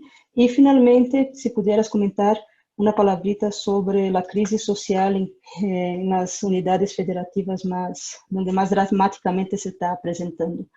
Ahora, en ese paquete de preguntas y comentarios que aparecen en los chats, hay aspectos más generales de América Latina, entonces un poco más dirigido a Diego y a Bruno, ¿no? Primero grupo de preguntas dice respecto cómo ven la integración económica regional. ¿Sería una forma de reacción económica válida o los proyectos de integración ya están un poco caducos? El segundo aspecto sería regresar a la normalidad, esa apertura, reapertura de la economía en nuestros países, es prematura o no, y el cuestionamiento ¿qué entendemos por regresar a la normalidad en América Latina? Regresar a una región de extrema pobreza y desigualdad del ingreso y medida de cualquier otro aspecto brutal. Ese es el regreso a la normalidad. Y finalmente, el tercero, es toda una reflexión alrededor de qué teoría económica y qué rama de la ciencia económica nos apoya más en la discusión que pueda ahí enarbolar vínculos entre política anticíclica y medidas de cambio estructural y desarrollo, ¿no? Entonces, ese es un poco una síntesis ahí de lo que está siendo discutido en el chat. Ahorita regreso al chat, prometo leer una que otra pregunta literalmente, ¿no? Solo denme tiempo de respirar. Antes de pasarles de nuevo la palabra a los panelistas, yo quisiera, además de ese paquete de preguntas del chat, lanzar dos preguntas. Una es justamente la polémica alrededor del financiamiento, modalidades de financiamiento a la política fiscal anticíclica, ¿no? ¿Qué les parece esas medidas, ¿no? De monetización de la política fiscal, a la Blanco de Inglaterra, como Diego estaba mencionando con más detalle, emisión de deuda interna denominada en monedas nacionales, o de una vez acceso a las líneas de crédito emergenciales que el fondo o incluso aquellos que tienen cierto privilegio de tener acceso directo a los canales de la Fed, ¿no? ¿Cómo ustedes ven la discusión sobre financiamiento a la política fiscal? Y la segunda pregunta sería esa idea de contexto político, rasgo ideológico del gobierno en turno en los países que hemos estado discutiendo aquí esa tarde, ¿no? Parece ser que hay un terreno común incómodo entre AMLO y Bolsonaro, que es justamente la austeridad. Y Daniel insistió mucho en esa idea de por qué la austeridad es tan presente, no importa tanto el tinte político y la naturaleza de política económica del gobierno en turno, ¿no? Entonces quisiera escucharlos un poquitín más sobre ese tema. Vamos a una ronda de intervenciones de 5 minutos para cada uno de los ponentes y luego hacemos otra ronda de preguntas y comentarios, ¿está bien? Seguimos el mismo orden de exposición, así que arrancamos con Bruno para sus 5 minutos. Muchísimas gracias, Mónica. Y muchísimas gracias a los dos otros ponentes, ¿no? Muy buenas ponencias de Diego y Daniel. Aprendí bastante. Y bueno, las cuestiones son muy buenas, interesantes y complejas, ¿no? No sé si tendré tiempo pero voy a intentar pasar brevemente por controles. La integración económica regional. Sería, de hecho, hay ahora una discusión muy interesante sobre la pertinencia o no de volver a las economías locales, ¿no? Y ahí el ámbito del local varía, el local como ciudad o el local como país o el local como región, porque de hecho las global value chains, las cadenas globales de valores, se muestra uno de sus problemas, ¿no? Que la diseminación de la crisis en todo el mundo se hace hoy muy rápidamente por las finanzas, ¿no? Claramente, pero también por la quiebra de las cadenas globales, ¿no? Así que tener la industria o tener una cadena, ¿no? Regionalmente o nacionalmente es una cuestión de autonomía. Así que sería interesante, teóricamente sería interesante, ¿no? Volver a pensar en la integración latinoamericana, pero de hecho en la práctica no veo esa posibilidad. Y muy brevemente porque en Brasil tenemos Bolsonaro, ¿no? Bolsonaro está completamente vinculado a los Estados Unidos. No quiere ni saber de Latinoamérica, la verdad es esta, de la relación con países del sur, así que bueno, el ministro de Relaciones Exteriores es completamente vinculado a los Estados Unidos y con valores eurocéntricos, ¿no? No quiere saber de Latinoamérica, no quiere saber de la población nativa de Brasil, no tuvo tiempo para que yo hablara un poco de esa situación, pero es también dramático lo que se pasa con la COVID, con la población nativa de Brasil, ¿no? La población indígena. Y durante la pandemia lo que hacen es aún más reducir la fiscalización de los territorios indígenas. Así que bueno, están completamente son completamente contra, ¿no? todo lo que no es Estados Unidos, un poco de Europa, pero sobre todo los Estados Unidos. Regresar a la normalidad. Desde el punto de vista del lockdown, a mi juicio es prematuro y yo creo, evidentemente, hay una consecuencia negativa, pero es necesario. Y lo que plantea Bolsonaro no es verdad, que hay que elegir, porque justamente se muestra en el mundo que es posible hacer políticas anticíclicas, no para que tengamos, evidentemente, un boom económico, pero para que las personas no mueran de hambre, ¿no? Así que es completamente prematuro y sí se podría mantener las personas en sus casas con políticas sociales efectivas, ¿no? Y volver a la normalidad en Latinoamérica, de hecho, sería volver a la crisis, ¿no? Estamos estructuralmente en crisis, ¿no? Y por eso yo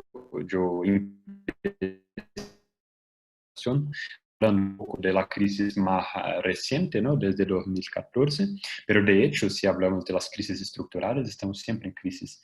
Así que yo estoy de acuerdo que no tenemos que volver a la normalidad, la historia no regresa.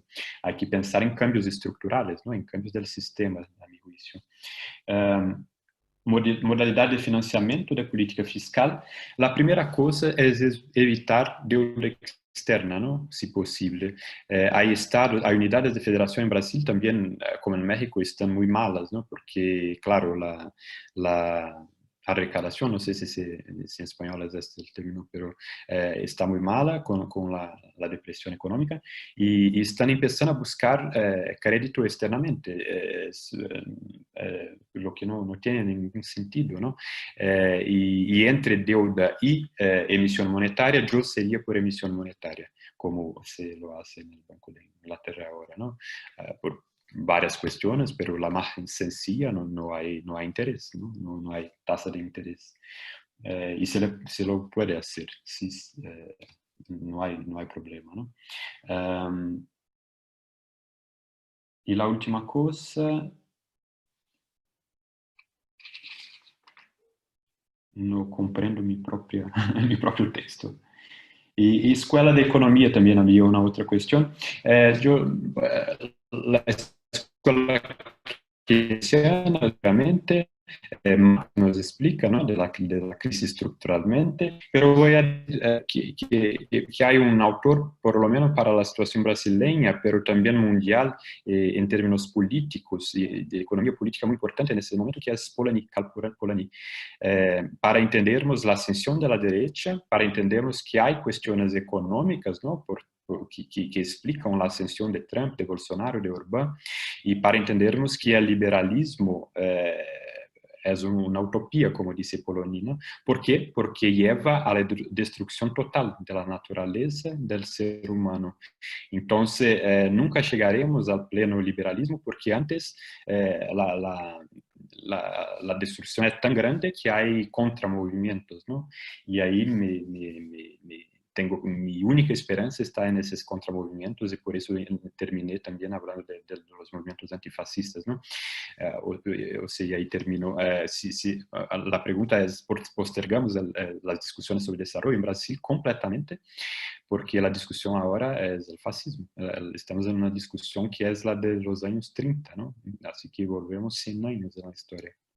La discusión aquí es del fascismo. Espero un día poder discutir desarrollo de nuevo. Gracias. Gracias, Bruno. Esperamos discutir desarrollo pronto y no tener que discutir reconstrucción de la estructura social por completo en Brasil, ¿no? Ojalá pronto pasemos ese momento bastante feo de nuestra historia. Daniel, por favor, tus primeros 5 minutos de réplica y reacción a las preguntas y comentarios.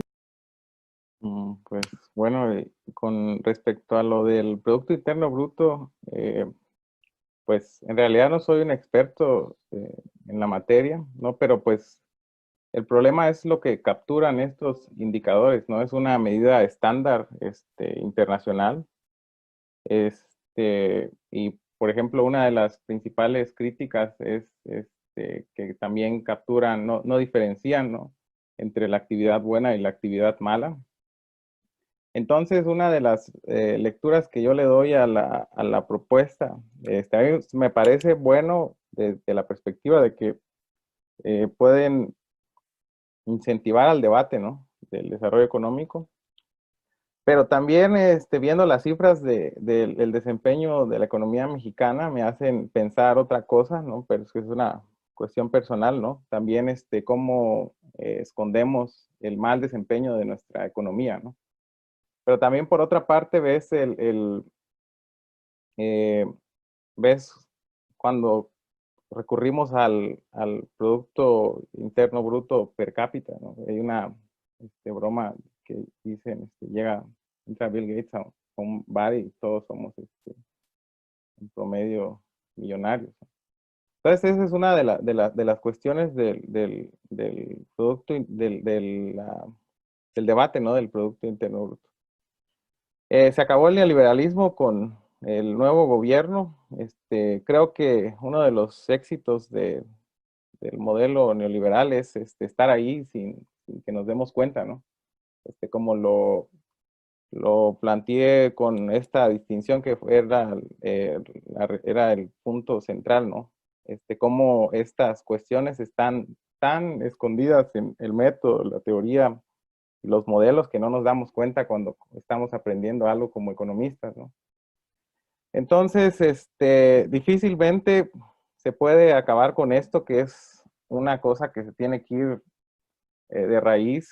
Yo creo, tampoco soy una persona, un economista que tenga una postura tan extremo, ¿no? Estoy a favor de la pluralidad en la economía, ¿no? La pluralidad en la enseñanza de la economía, que te hace un economista más crítico.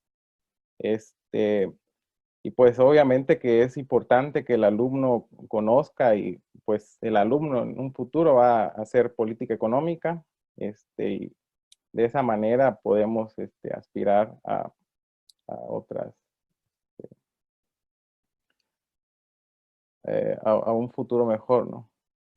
Respecto a la deuda, pues es siempre la pregunta, ¿no? De cómo financias, cómo pagas todos estos programas sociales. Creo que es una pregunta abierta, pero Pues en este contexto yo creo, como mencionaba, ¿no? Son momentos excepcionales que requieren medidas excepcionales. Tampoco nos podemos apegar a todas estas cuestiones de los debates, la emisión monetaria es inflacionaria. Creo que son cosas que hay que dejar atrás, ¿no? Cuando está gente en la calle sin empleo, gente en la calle muriéndose de hambre o incluso muriéndose en los hospitales por falta de recursos, ¿no? Yo creo que es lo más inhumano traer a colación estas cuestiones ideológicas cuando estamos viendo a toda a la gente morir en la calle. Y creo que pues también en provincia, en los estados del sur, somos pues siempre los estados más afectados por estas políticas económicas, ¿no?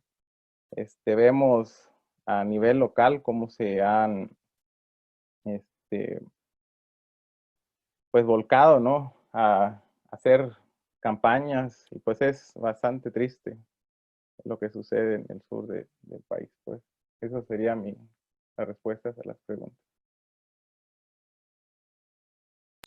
Gracias, gracias Daniel. Le paso la palabra ahora a Diego para también sus primeras reacciones. 5 minutitos, Diego. Bueno, está viendo como algunas de las preguntas que hicieron como en el Facebook Live, que me parece que son las que van para todos digamos, para todos nuestros panelistas que nos siguen acá, que me parece importante, digamos, en este foro. Y había una pregunta bueno, que me gustaría como responder y que tiene que ver, bueno, si realmente la salida, digamos, a este paradigma va a pasar o no por cambiar un poco el modelo neoliberal. O sea, creo que esa es la pregunta, porque claramente nosotros en América Latina, después de una década de algunas políticas progresistas que surgieron como un rechazo al modelo, digamos, fracasado y dominante de los 90, después de 2014, con la crisis de los precios de las materias primas que induce un poco una crisis también política, pues se transforma completamente el panorama hasta llegar a los extremos de Bolsonaro, que ya nos describió, digamos, muy bien Bruno. Eh, y evidentemente usted puede tratar de buscar soluciones convenientes para las élites dentro del paradigma dominante, que creo que es lo que va a pasar, que no es descabellado que en unos años estemos hablando de un segundo consenso de Washington después de la crisis del COVID, que no es descabellado realmente, pero eso nos va a traer desarrollo. O sea, nuevamente nos va a sumir como en el círculo vicioso de dependencia de materias primas, mayor endeudamiento, economías centradas en servicios, en turismo, en actividades de menor valor agregado. Pero si realmente queremos plantearnos una discusión de desarrollo, tiene que replantearse la lógica macrofinanciera de nuestros países, y replantearse las lógicas macrofinancieras pasa por replantear, digamos, recoger un poco o dejar en el olvido más bien el modelo neoliberal, que estaba reapareciendo con fuerza en la región. O sea, nosotros podemos ver casos como el caso de Ecuador, donde aparentemente había ganado digamos, como la alternativa a las élites ecuatorianas tradicionales, y no sucedió. Y hoy lo que vemos son una implementación de políticas tradicionales. En Colombia seguramente ya empezamos a ver Colombia más bien un país dominado por las élites y por las políticas, digamos, tradicionales pro mercado.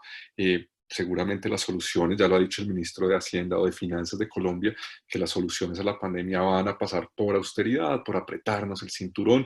Daniel lo decía, o sea, casi seguimos en la ilusión de que pensamos que el gobierno es como una familia. Entonces, claro, una familia en la crisis, ¿qué hace? Pues ahorrar, porque vienen tiempos duros, y los gobiernos lo están pensando de esa manera.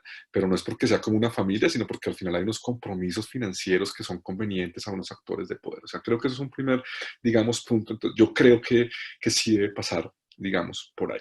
Hay otras preguntas, bueno, muy interesantes que podemos seguir acá en el debate. Hay una que está acá en el chat y nos dice que, bueno, que si nos conviene instar a un endeudamiento con el fondo o con el banco, y que si no será así, ¿cuál es el plan, digamos, menos negativo? Acá yo creo que hay una dimensión, digamos, interesante, y es que pues muchos, digamos, de los países un poco después, incluso el mismo Fondo Monetario, después de que ha sido muy satanizado en los 90, había moderado levemente su discurso, pero pues al final son multilaterales que no te dan nada gratis, y que al final te van a llevar siempre a que hagas reformas. No ahorita en el momento, porque ahorita en el momento, en medio de la pandemia, nadie va a decir, te vamos a privatizar la empresa petrolera de tu país, o vamos a privatizar una empresa de telecomunicaciones. Eso no va a pasar ahora, pero estos paquetes de rescate, estos paquetes de condicionalidad vuelven y juegan lo que les dije hace un momento. O sea, no es descabellado enfrentarnos a una nueva ola de privatizaciones de lo último que nos quede. Ese sería como un punto. Entonces, creo que ese es el debate. Entonces, no sé hasta qué punto. Claro, pues en la emergencia uno puede pensar en tener estos paquetes abiertos, pero al final la historia pasa que mientras nuestros países tengan monedas soberanas y demás, se pueden replantear otro tipo de, digamos, de elementos, o al menos un margen de flexibilidad, porque pues tenemos la restricción externa, pero sí creo que hay elementos, ¿no? Los elementos de control de capitales que poco se han discutido empiezan a ser fundamentales. Pareciera que, claro, que después de que ahorita estamos en una luna de miel y que las monedas no se siguieron devaluando más de lo pensado, pero también hay algo que dicen algunos argentinos y es muy clave. Hay muchos capitales que pueden estar entrando a la región a convertir, digamos, sus utilidades en dólares y luego se van. O sea, eso puede ser lo que está pasando. O sea, un gran flujo, digamos, de inversión a América Latina de los últimos 2 meses podría estar asociado a capitales que, o sea, a dólares que están, o sea, a dólares que están llegando a capitales que quieren llevarse los excedentes y luego irse. Entonces, lo que hay es una gran volatilidad. Entonces, creo que sí, el modelo pasa por eso. Y no sé hasta qué punto estas dinámicas de, digamos, pues si realmente el camino sea caer en el mismo círculo vicioso de la crisis de la deuda de los 80, en estos mismos círculos viciosos de la crisis de los países de la periferia europea, que al final lo que han mostrado con estas dinámicas de endeudamiento son décadas de estancamiento y lo que pasó en la Unión Europea en muchos estados, lo que llaman el estancamiento secular. Tal vez también podría ser una década, pues, para América Latina de estancamiento secular, en el que las ganancias del sector minero energético se destinan al pago de la deuda que nos deja la pandemia y donde el desarrollo, pues, o lo que podamos entender como debates de desarrollo ya no van a estar en la agenda. De hecho, lo dijo Bruno, puede ser mucho más dramático porque los debates pueden ser más contra las libertades básicas, contra los derechos sociales básicos que las agendas, digamos, populistas de extrema derecha y empiezan a imponer en el continente. Excelente, gracias Diego. Y justo se nos llega una pregunta para Bruno, retomando esa idea de Francesca Savoia, pregunta para Bruno si es posible hablar de fascismo en Brasil sin organización corporativa de los sindicatos e integración de las masas en el Estado. Antes de dar paso a la segunda ronda de preguntas y comentarios, yo quisiera registrar y agradecer las preguntas e intervenciones y ya disculparme también si mi esfuerzo de síntesis atropellé ahí alguna de las preguntas que Diego hizo por retomar integralmente, ¿no? Entonces quisiera agradecer a Karen, a Héctor Gamino, Alejandro Pavón, Daniela Pureco, Itzel Ávila, José Antonio Molina, Jaime Pineda y Francesca Savoia, que nos mandaron preguntas aquí por el chat y por el Facebook, ¿no? Dando paso a la segunda y última ronda de preguntas y reacciones con esa que ya le había lanzado a Bruno, yo quisiera preguntarles la opinión de cada uno de ustedes, así de manera bastante puntual, ¿qué les parece la propuesta de la CEPAL? Porque alguien también por ahí, por el chat, estaba regresando a esa idea que la CEPAL no está hablando exactamente de un regreso a la normalidad, sino que de una reconstrucción, vaya, ¿no? De aprovechar ese momento como una reconstrucción. Y en ese sentido, otra propuesta de la CEPAL que viene de la mano ahí con el carácter emergencial es el ingreso básico universal. ¿Ustedes qué opinan del ingreso básico universal como medida ante la emergencia, ¿no? Esa es la primera. Y la segunda y última que yo quisiera hacer es que como hay muchísimos alumnos de economía que nos están acompañando, y quizás para ir cerrando con una nota un poquitín más solar y luminosa ahí, ¿qué recomendaciones de lectura? Bruno también ya se adelantó y nos recomendó a Polanyi, que le está ayudando a entender un poco de la realidad actual. Pero ¿qué recomendaciones de lectura ustedes nos pudieran hacer? Y ahora sí, regresamos con el mismo orden. Bruno, igual 5 minutitos. Ok, Muy buenas cuestiones de nuevo, empezando por la del fascismo. De hecho, es un debate en Brasil, en el mundo, yo creo, ¿no? Si es posible o no llamar esta nueva ola de extrema derecha de fascismo, ¿no? Y no es fácil la respuesta, ¿no? Sería más para los cientistas políticos, pero yo dejo aquí mi opinión, que bueno, y hay un libro ya que es para recomendaciones de lectura, de Enzo Traverso, que es justamente las nuevas fases del fascismo, algo así. Entonces no es el mismo, ¿no? Fascismo, la historia no se repite, pero hay elementos, por lo menos, de fascismo, ¿no? Por ejemplo, la idea de construir un grupo responsable por todos los males de todo lo que se pasa en el país. Lo hizo Hitler y lo hace Bolsonaro. Todo lo que se pasa de malo en Brasil es la culpa, ¿no?, del Partido de Trabajadores. Y ahí estimular el odio, ¿no? De una manera también que las personas que van adheriendo lo hacen con el espíritu de también entrar de forma militante en ese combate, incluso para denuncias, ¿no? Para hacer denuncias contra sus vecinos, contra eso es parte del fascismo, ¿no? Y se pasó también en Brasil como ese como entrar, diseminar en la población. Es verdad, y la pregunta lo decía, ¿no? Y es una buena pregunta, no está todavía en los sindicatos, de hecho, y no está todavía en la población brasileña. Y eso es importante de decir, la población brasileña no es fascista, claro que no. Cuando en las elecciones, ¿no?, yo salí en las calles para hablar con las personas, estaba muy claro, ¿no? Las personas decían, voy a votar por Bolsonaro porque quiero un cambio. La persona estaba triste con su situación y de su familia, ¿no? Porque tenían ya una crisis hacía ya 4 años y quería cambiar. Y entonces esta fue la motivación de por lo menos los 70% de los que votaron por Bolsonaro, ¿no? Y claro, hay 30% ahí sí que no hay disculpa, que tal vez sean fascistas, pero no la población en general. Pero entonces la persona que hizo la pregunta tiene razón que es diferente. Y ahora el miedo de los que, como yo, estamos en la oposición de Bolsonaro es justamente que con las políticas sociales él empiece y está empezando a tener más poder o más legitimidad o popularidad entre la población más pobre. De hecho, las políticas sociales no son un éxito suyo. De hecho, lo que quería era que las políticas sociales fueran con la mitad del valor que al final el Congreso hizo que el valor sea $120.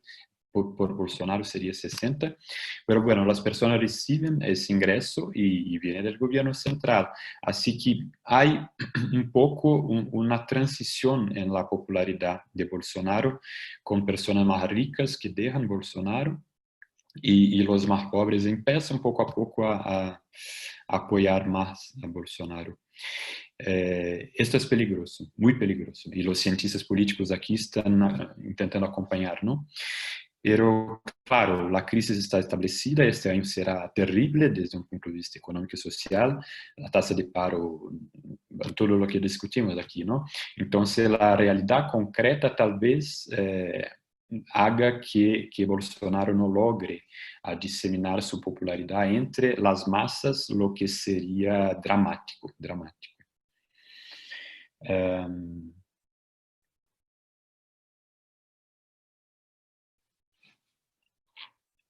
Ingreso básico universal, yo sería totalmente de acuerdo, yo estaría totalmente de acuerdo. Es una vergüenza que tengamos en el mundo gente con hambre, ¿no?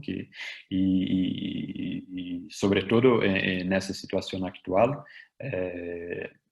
simplemente no es posible que las personas tengan empleo, ¿no? Así que yo estaría totalmente de acuerdo que, mismo en países donde el PIB per cápita no son tan grandes, ¿no? Pero que haya un ingreso básico universal. Y bueno, yo creo que hablé los 5 minutos, dejo las otras preguntas para mis colegas. Gracias, Bruno. Daniel, tus cinco minutos y aprovecho para encajarte ahí una preguntita más que acaba de aparecer en el chat, que es si la pobreza retornará como tema sobre la desigualdad. Daniel, Bueno, 5 minutos. pues sobre el ingreso básico universal, creo que bajo las circunstancias actuales, yo creo que es pues una única salida, porque se les está pidiendo a la gente quedarse en sus casas, ¿no?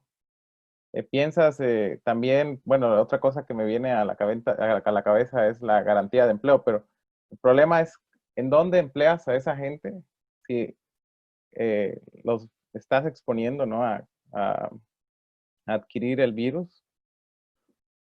Pero pues también están los trabajadores esenciales, ¿no? Entonces, puede haber quizá una mezcla de las dos cosas, aunque el ingreso básico, la renta básica universal se me hace pues una salida.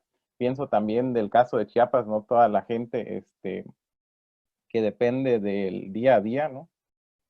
Que tiene que salir a sus casas para tener un ingreso y se le pide quedarse en sus casas. Me quedó muy en la cabeza un comentario de una señora del mercado Tuxtla diciendo, con que me den 80 pesos, me quedo en mi casa, ¿no? 80 pesos al día, ¿no? Entonces, la gente, no sé, es una coyuntura muy distinta, ¿no?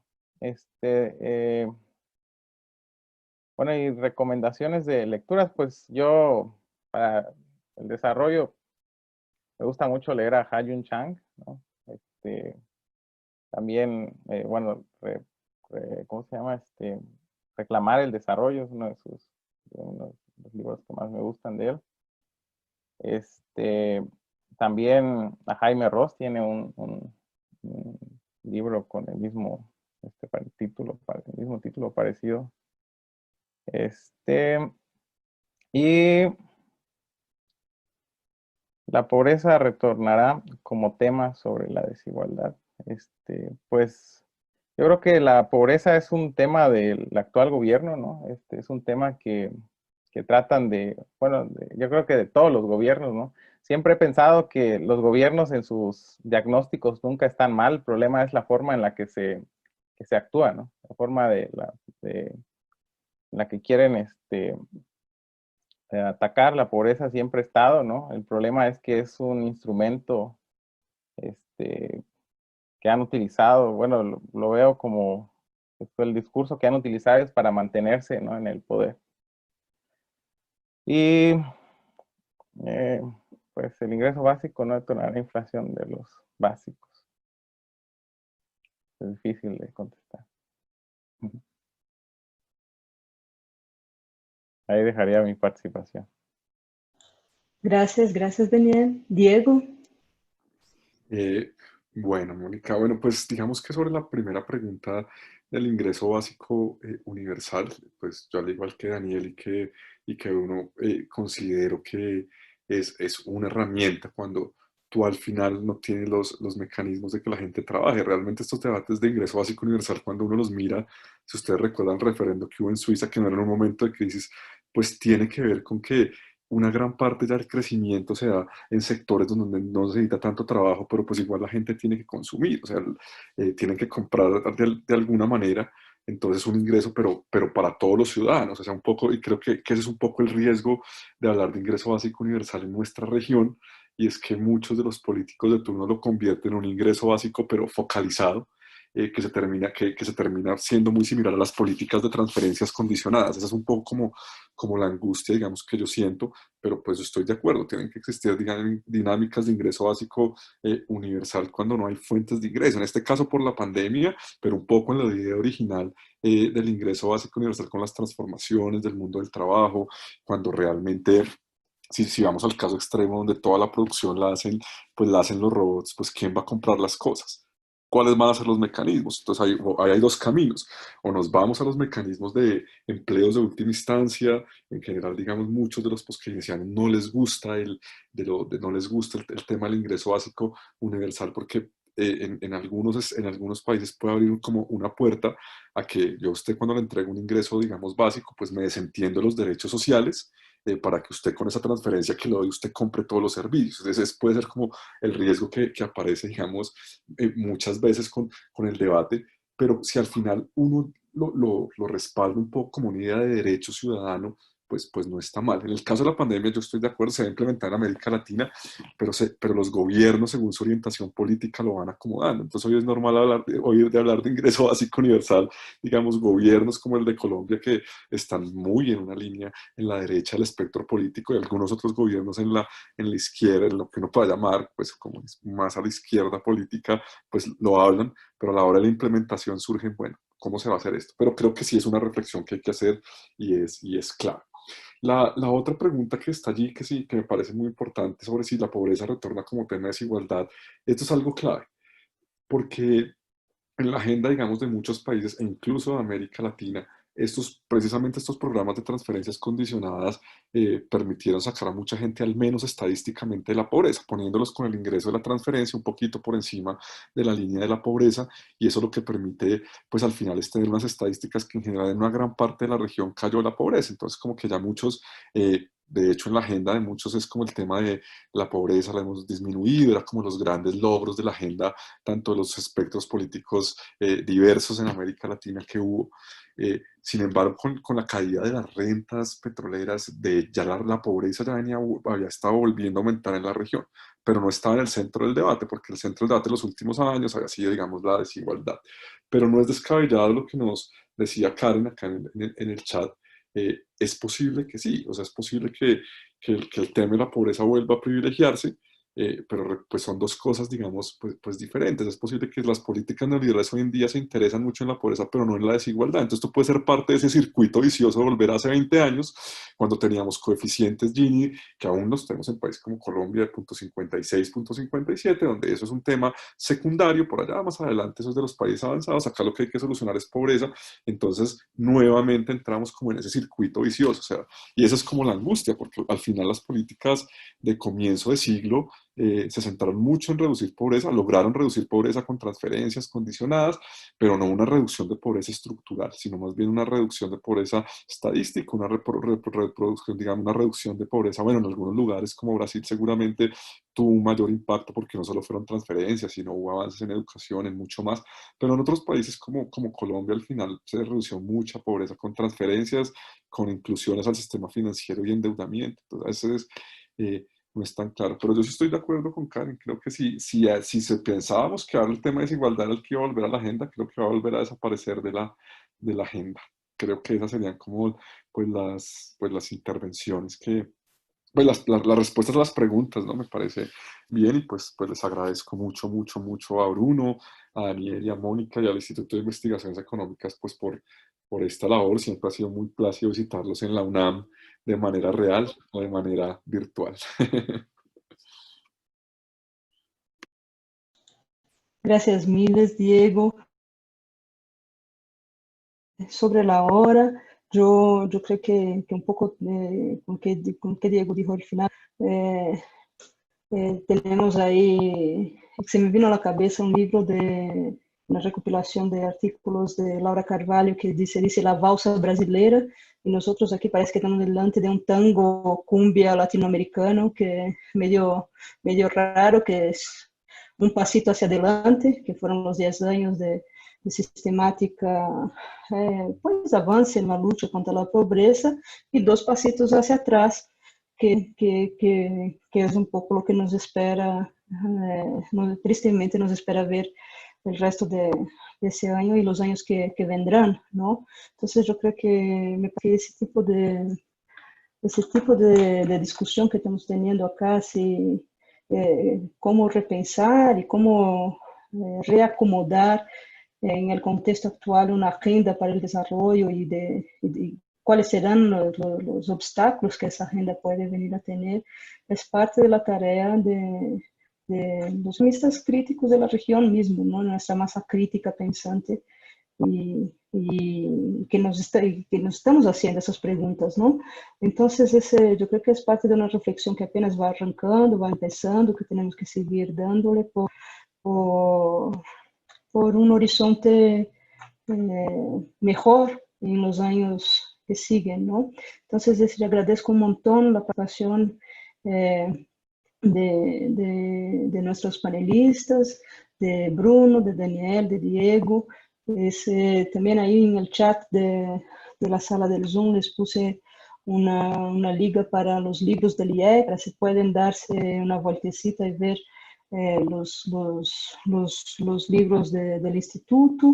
El Departamento de Ediciones está haciendo un esfuerzo tremendo de dejar disponible electrónicamente los trabajos de investigación de los académicos del IEC y ojalá disfruten ese material.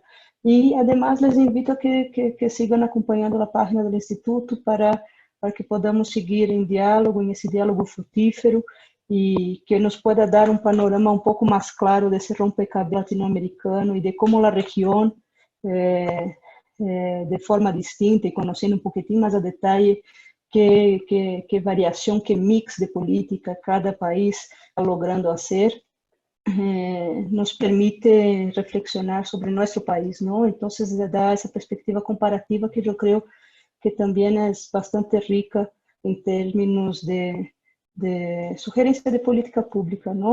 Y sin más, se termina la sesión. Muchísimas gracias a todos de la sala del Zoom y de los que nos acompañan por Facebook y que tengan bonita tarde. Nos estamos viendo. Muchas gracias, Mónica, que estén todos. Bueno, una cosita, solo dos recomendaciones. Ándale, ándale, Diego, ándale, tú suéltalo, suéltalo. No, solo ahora que olvidé dar como unas recomendaciones. Creo que cuando se Ándale, plantea adelante. todo este tema, digamos, de cómo vamos a financiar muchas cosas, hay un artículo bonito de finanzas funcionales en el trópico de Matías Bernengo, Esteban Pérez, los maestros de Bruno, de Daniela Prates, digamos, son muy claves, y los videos tal vez algunos videos de Hayun Chang, que ya lo mencionaron, hay unos videos ilustrativos en AINET, que vale la pena. Solo quería decir eso cortico para no alargarnos, y muchas gracias de nuevo, Mónica. Gracias miles. Y es que ya les iba a pedir una novelita de recomendación, pero ahí sí que nunca vamos a terminar esa sesión de hoy, ¿no? Pero gracias miles una vez más a todos y seguimos en contacto. Gracias. Hasta luego. Gracias, Mónica. Y a todos. Bye. Chao.